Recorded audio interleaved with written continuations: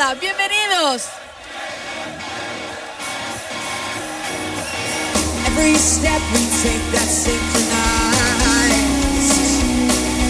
Every broken bone reminds me of the second time that I followed you home. Primo giorno all'Heineken Jammin Festival, prima intervista della giornata, è prestissimo ancora, però sono qui con Brian Molcon e Stefan Holsdal dei Placebo. How are you doing? Nice to see you. Good, thank you. Nice to see you. See you at that bitter end.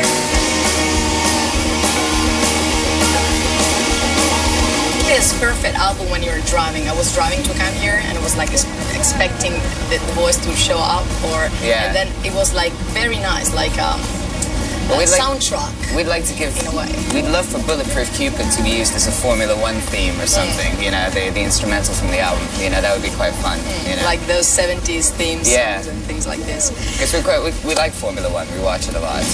I was never faithful and I was never one to trust. Borderline bipolar, forever biting on your nuts. Yeah. How is he, David Bowie? Like, how is he? Seen like from here to there.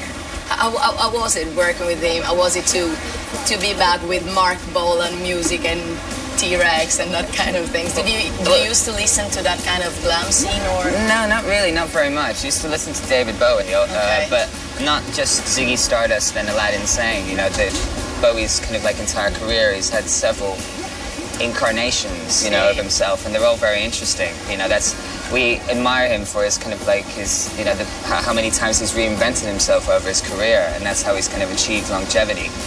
I remember we were in New York and we were working together on the Without You I'm Nothing single. And first of all, it's a great honor for David Bowie to call you up and say, I want to sing on one of your songs, you know, so you go, okay, great.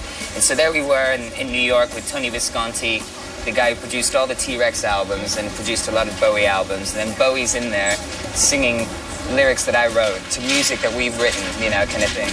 And he does one, surreal. And just before he opens his mouth, we all turn around to each other and we go, I really hope this isn't shit, because I really don't know what I'd be able to say, you know. But the surreal thing is to be there in the studio and he does the vocal take, and you go, and he goes, how was that, boys? And you go, you can do better. David, I think you can do a little bit better. You know? It was cool about it. That's the thing of an entire life. It was fantastic, you know, you're chuckling away to yourself, you know, because you finally had that opportunity to, you know, to say things like that. But it turned out really well.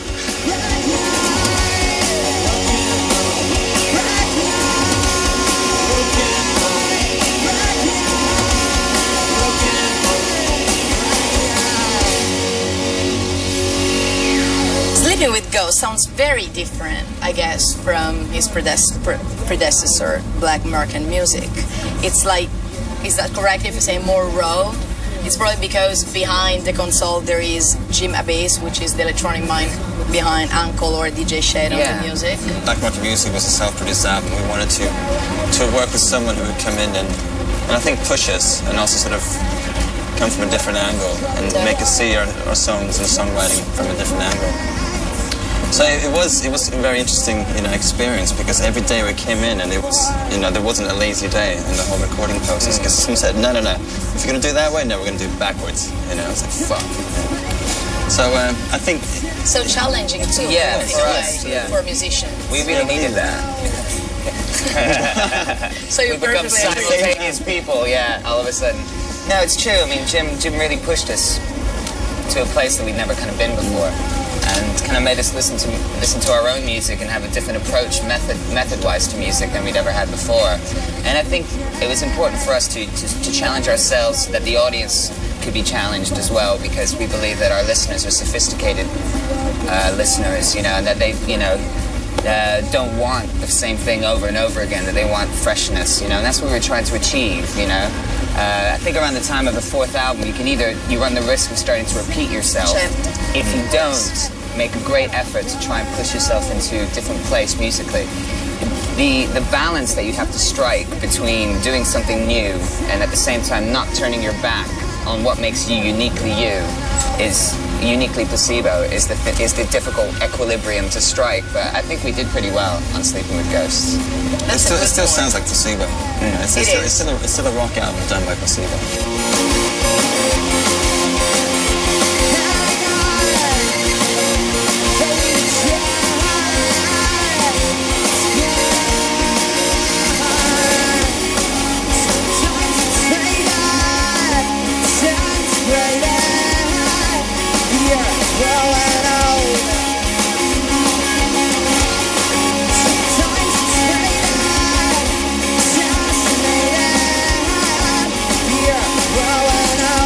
Thanks very much. Thank you. It was so nice to see you again. Lovely to see you again. Hope we don't have to wait so long next time. Definitely, I hope that too. So make a record. No, first of all, enjoy this, and then we'll see definitely for the next record. And I'll see you tonight on stage. Cool. We're going to try not to melt with the heat, like the Wicked Witch of the East, you know?